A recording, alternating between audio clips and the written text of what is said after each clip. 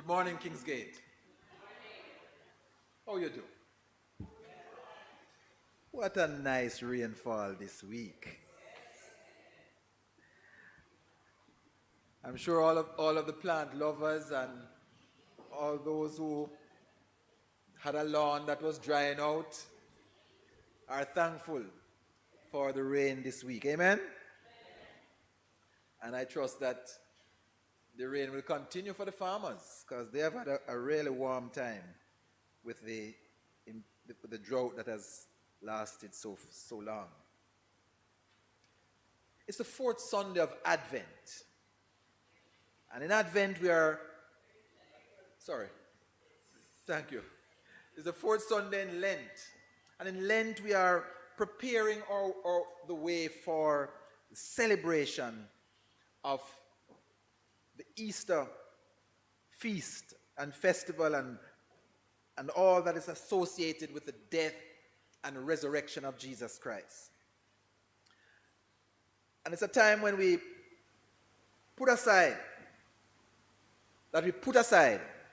to, as it were, associate ourselves with the suffering and the wilderness experience of Jesus. And I don't know what you have given up for Lent. I don't know how your Lent has been going. But I trust that in some way, that sense of being sacrificial and being available to God is being refreshed as we prepare for our time of celebration of Jesus' death and resurrection. This morning, as we come to God's Word, I want to speak on the topic, light me a say. A light me a say. Just touch your neighbor and say, a light me a say. Light me a say. And as we look at the Word this morning, I trust it will become more evident what is the challenge that will be issued as we look into God's Word this morning. Let's pray.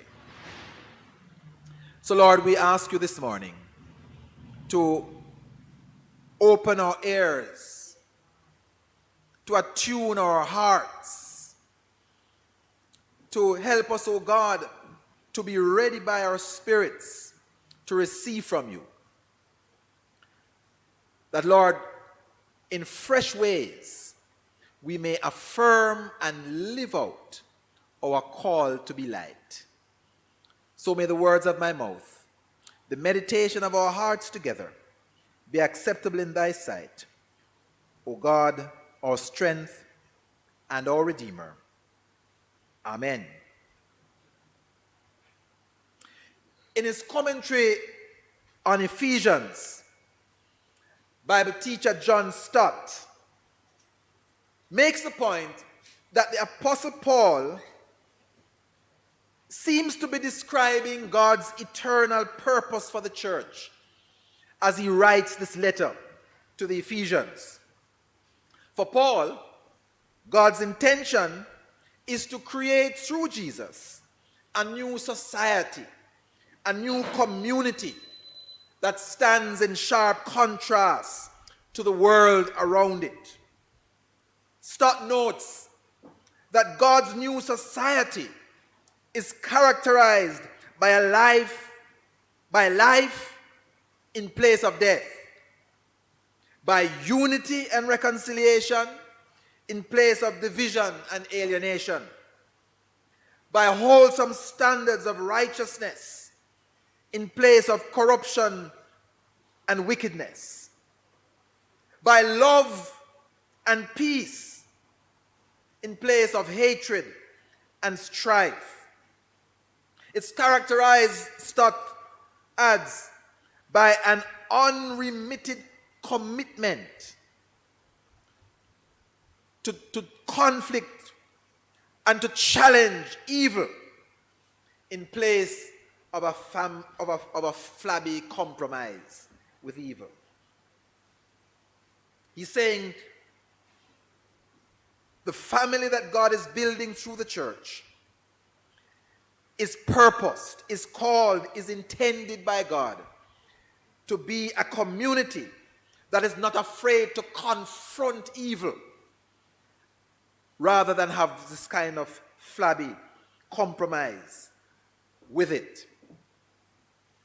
And one of the metaphors that is used throughout the New Testament to capture this contrast between the community of faith and the world around it is the metaphor of light and darkness. Light and darkness. And in addition to his use of the metaphor here in Ephesians, we can find a similar use of that metaphor in 2 Corinthians chapter 6 and verse 14.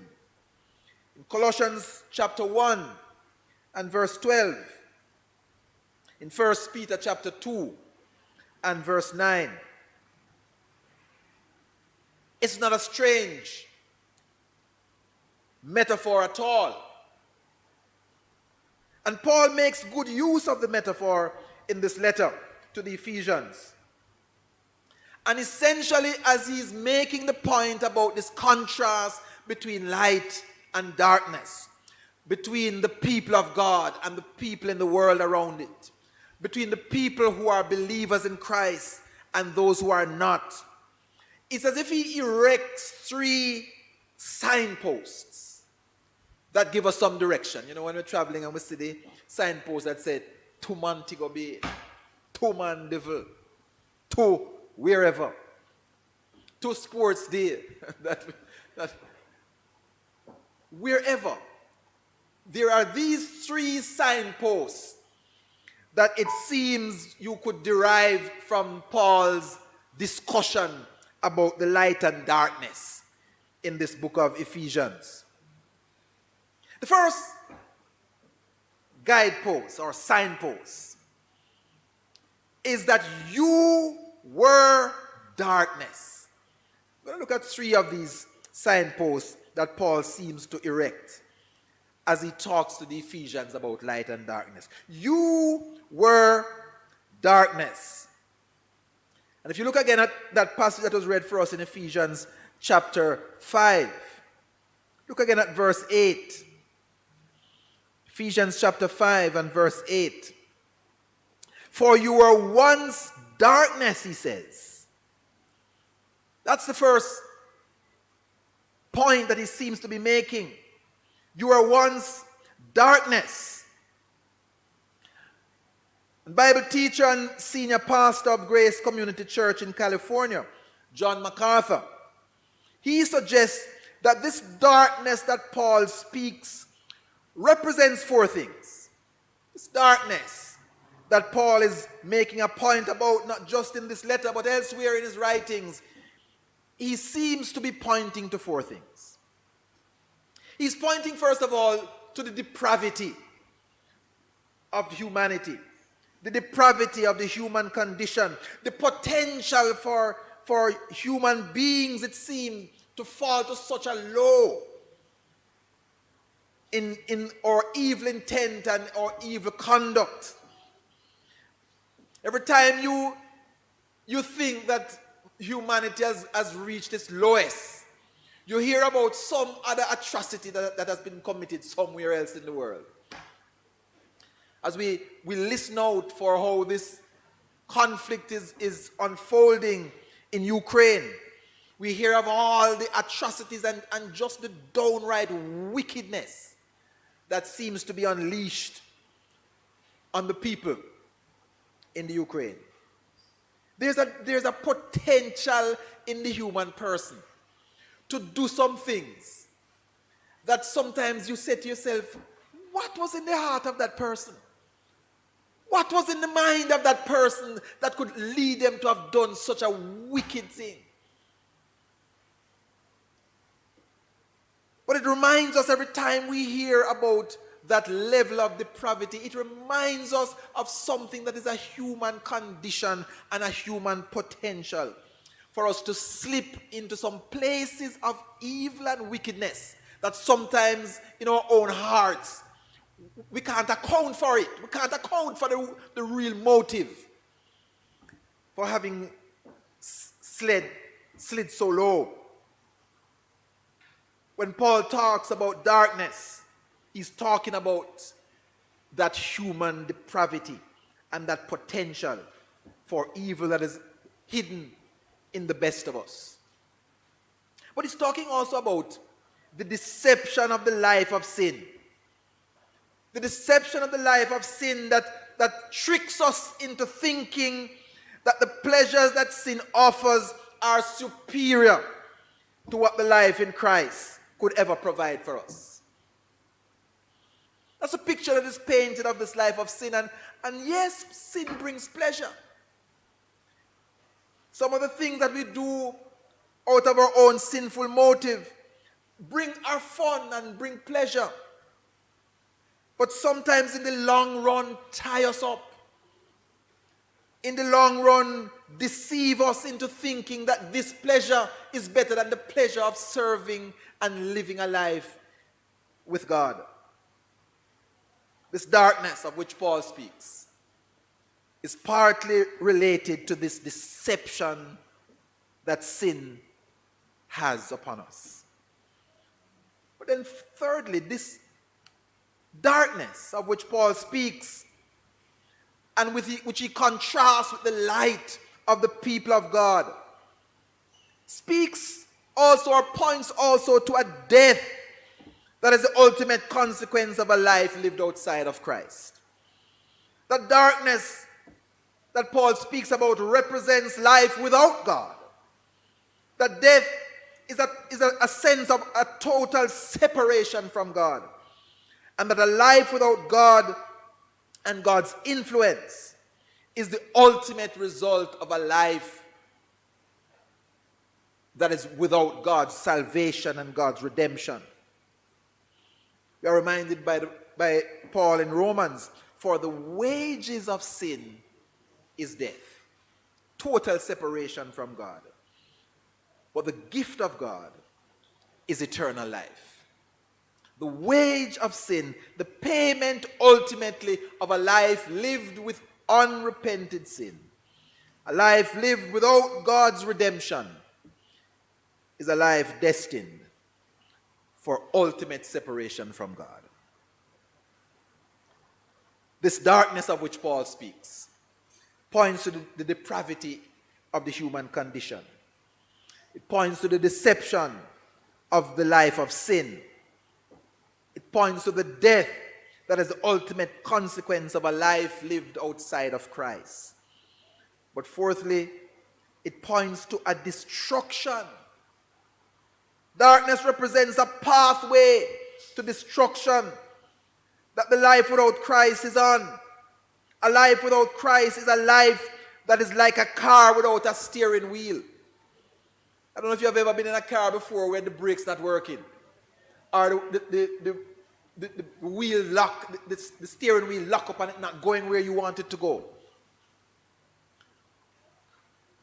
Or maybe you've heard about accidents that have happened where people seem to have just lost control of the wheel. And before you know it, they have run straight up into another car, or worse, into a wall or some embankment. That's the picture that Paul wants to convey when he talks about darkness. That outside of Christ, we find ourselves in that place of darkness which is like a ship without a rudder. It's like a car without a steering wheel. A life without Christ is on a collision course with destruction. So on this first signpost, Paul is saying, you were darkness. When you have come to Christ, darkness is in your rear view mirror. Darkness is behind you, and the light of Christ is before you. You are light. Your nature has changed. And I want you to notice something that Paul that seems significant here. That what he says here in verse 8 is that once you were darkness, or you were once darkness, says the NIV. It doesn't say you were in darkness. But now you are light, he says. He doesn't say, no, you are in light. You are darkness, or you are light, as if he's suggesting that the darkness or the light is a kind of state of your condition. It's not just your environment. It's a state of your condition, that when we come to Christ, we exchange a condition of darkness for a condition of light. Paul says you're not just in darkness. When you don't know Christ and you have not acknowledged him as Savior, you are darkness. You are the one who has the potential, more than all, to fall into some states of wickedness and evil that you yourself would not believe that you could do. He's not just talking about your environment then. He's talking about your very nature, your very condition. That first signpost that Paul lifts up in this letter is to remind us of where we're coming from, and to remind us, secondly, of where we're going. So the first signpost is you were darkness. The second signpost is, but now you are light. Hallelujah. But now you are light. It's as if Paul is saying, before you were in Christ, your brand loyalty was to darkness. But now that you have accepted Christ, your brand loyalty is to light. A light, you are say. A light, me I say, when we come to Christ. A brightness and light and progress. And a sense of coming out of darkness and into God's marvelous light. Once I used to vote darkness, but now a light, me I say.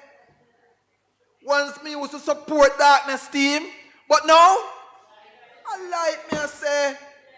Once I used to wear darkness colors, but now a light, me I say. Light, me I say.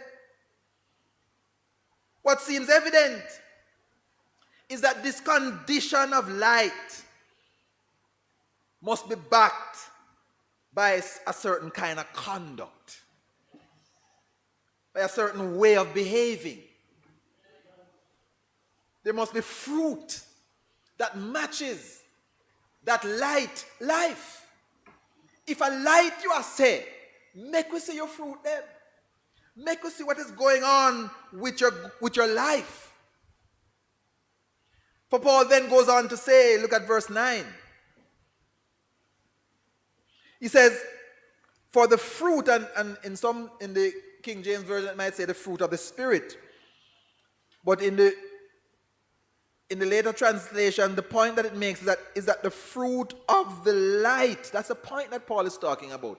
The fruit of the light consists of all goodness, righteousness, and truth. Goodness, righteousness, and truth. Let's unpack those fruits a little bit. For if we are people of light, if a light we are saying, then we must understand what are the fruits that we should demonstrate as an indication of that light. Fruits of goodness, Paul says, an orientation towards what's right and good, an orientation towards good, a kind of good-natured disposition. You know, one of the sort of most disheartening things and disappointing thing is when you buck up somebody who grumble and fussy. And when you're the wrongs, them it's like them throw lime juice on them face. Them face always make up. You know, I don't know if you buck up them kind of people in your life. But you know the biggest thing is when you go buck up, say, one of them the people is a Christian. You say to yourself, then what the connection? Where the light there? shouldn't the light be reflecting in some kind of goodness in their demeanor and in their posture? I want to suggest, friends, that is part of the goodness that Paul is talking about here. An orientation towards what is right, what is good-natured, what is respectful. Goodness is one of the fruit that I like you, I say. When he says righteousness is another fruit. A standard of moral and ethical conduct. We have standards by which you live your life, by which you make decisions, by which you relate and commune with others, by which you use your money. Righteousness, a standard of moral and ethical conduct. That is one of the fruits that show a light you are say. And thirdly, Paul says truth, which I want to describe as a quality of honesty and integrity that is committed to truth telling. You know, one of my disappointments about the current age, it might not, and maybe it might have been around a long time, but maybe me just notice it. You know, people can tell lie. People tell lie all when them not have to tell lie. It's almost like a lie is just a, nothing. Just lie. You know? It become too much of a part of our cultural way of living that we don't see no wrong in it. What Paul would want to point to is that if you say a lie, you are say. If you are a child of God walking in accordance with Christ's way, then you're supposed to demonstrate in your conduct a kind of truth what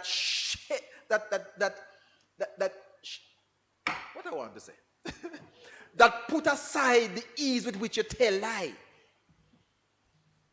Even the little lie, them you're supposed to grow to the point where you say, not even little lie you are going to tell. You know, sometimes we have a way of categorize lie, big lie and little lie. And we say, I don't know if a color lie and white lie. I don't know. But we talk about white lie like says a little lie. You know, what is a little white lie? Take it in. A lie. You know, I'm a big lie and little lie. A lie. It's not true. You know, when we were growing up, my primary school teacher would always say, you mustn't say lie. You must say untruth.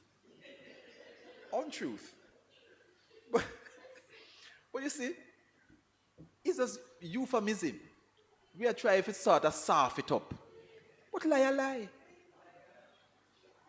And what Paul is saying here is that if you say you are of the light, if a light you are say, if you are following Jesus, then these things must be shown in your life in increasing measure.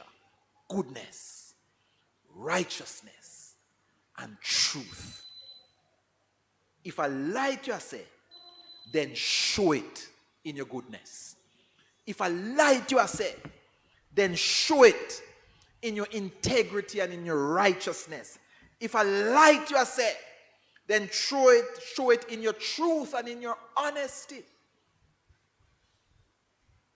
So that's the second signpost that Paul erects for us out of this passage.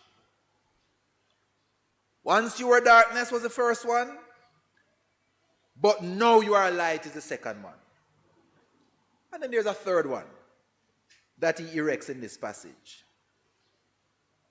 He says, expose darkness. Look at verse 11. Expose darkness. Have nothing to do with the fruitless deeds of darkness, he says, but rather expose them. Now, some of my brothers and sisters in Christ, they take that as lies now to go embarrass people and to tear down over one another. And it's like it become a witch hunt. And you're looking for other believers and other people who go to other churches who are not behaving themselves, and so you expose them and you feel like you are keeping faith with what Paul is directing here, I want to suggest, friends, a different way in which he's calling us to expose the darkness. I want to suggest that what Paul is suggesting, is saying, is that our light must burn so bright. Our light must shine so bright that any deeds of darkness are going around us can't help but show up itself. Because you are setting such a standard in your environment. You are setting such a standard around you that any hint of darkness is going to show itself. Any hint of unrighteousness is going to show itself. I want to suggest, friends, that God is calling us to a kind of commitment to making our light shine. Right through the scriptures, it is something that he seems to be emphasizing. This metaphor of the light. You are light. Let your light shine. So shine before men, he says. So that men will see your good works, your works of light, and come to glorify your Father in heaven. So, my friends, on this fourth Sunday of Advent,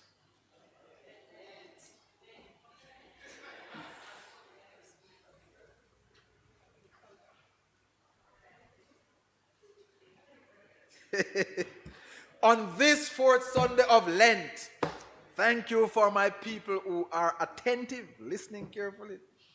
The Apostle Paul, in his letter to the Ephesians, would lift up 3 signposts for us this morning. If you have accepted Jesus as your Lord and as your Savior, then you're part of his new society. You're part of his new community. You are part of that body of believers that is preparing for the return of Christ. And you're not called just to sit down and watch. You're called to be a part of the community of Christ that is making a difference in the world around us. As a part of that community, Paul would say to us this morning, you were darkness. It's in your rearview mirror now. Don't go back to that. You are light. Live in accordance with the way of light. Show goodness. Show righteousness. Show truth in your life and speech. And thirdly, he would say to us this morning, he would lift up this signpost for us this morning. Expose darkness by shining bright. Listen to how I want to say it. You were darkness, you now are light. Expose darkness by shining bright. Hello? That doesn't sound too bad. Make a try that. You were darkness. Say after me. You were darkness. You now are light. Expose darkness by shining bright. Hello, that sounds nice. We have got to find a DJ song to it, not true? That's the challenge I want to give to you this morning. If you name the name of Christ, if you're a follower of Jesus Christ, that is your challenge this morning. How can I shine my light brighter? Because a light, me I say, my vote I go with light every time. The clothes I wear, a light clothes me I wear. The side where me I sit down upon, anyway me I sit down upon, the light side me I sit down upon, because a light me I say, me belong to the party of light. Me belong to the people of light. Me belong in my actions and my behavior to the conduct of light. If you have accepted Jesus as your Savior, then a light you are say. And the challenge to you is to shine your light in all goodness, in all righteousness, in all truth. But if you have not accepted Christ as Savior, then you are still darkness. You are still on a collision course with godless death and destruction. And the challenge to you is to change course. That's the challenge to you this morning if you have never accepted Christ as Savior yet. Come to Jesus acknowledging that you need Him to steer your car, that you need Him to steer the rudder of your ship. Come to Jesus, who is the light of the world, and begin to shine the light of Christ through your life. That is the challenge to you this morning. So the question I have to ask you, and that each of us have to answer this morning, is which side am I leaning on? Which camp am I in? Who for colors may I wear? Which team may I support? Am I on the darkness side, or is it light that I am saying? For if we have not yet accepted Christ, today would be a good opportunity to make that decision so that we are on the light side. We are on the right side. And that by token of the presence of His Spirit in us, our lives may continue to bring glory and honor to God and become the part of a community that can stand before the watching world and invite them to become a part of God's people as well. Come to Jesus, who is the light of the world, and begin to shine the light of Christ through your life today. So as we sing our hymn of response, I want to give you an opportunity to make that decision if you have never made that decision before. Unfortunately, I think the song that we're going to sing in response is not the one that is printed in most of our orders.